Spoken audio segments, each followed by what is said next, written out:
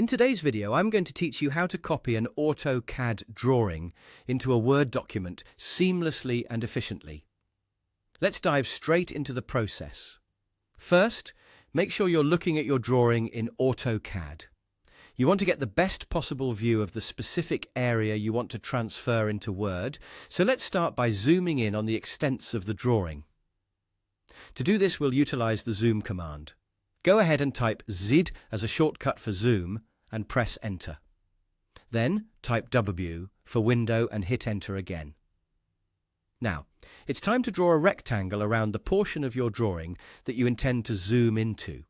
This part ensures that you have an accurate and focused view of the area of interest. Once you've zoomed into the correct section, the next step is to select the objects you want to copy over to Word. For our purpose here, let's assume you want everything visible on the current screen. Simply click and drag to select all the necessary components. With your desired selection highlighted, it's time to copy it to your clipboard. Often, this can be done by right-clicking and selecting the Copy option, or using a keyboard shortcut like Ctrl+E. Make sure you've got everything you need highlighted as you make your copy. Now let's bring this over to Word. Open your Word document where you want to insert your drawing.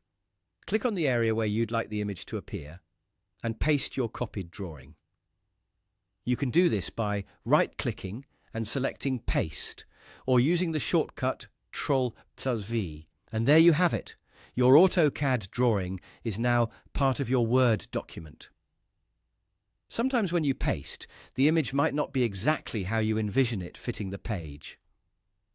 Here is where the crop tool becomes handy.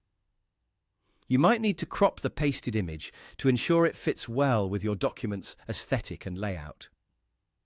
This can typically be done by selecting the image and using the cropping tool in Word's formatting options to trim any unnecessary margins or parts. And there we go. You've successfully copied your AutoCAD drawing into your Word document.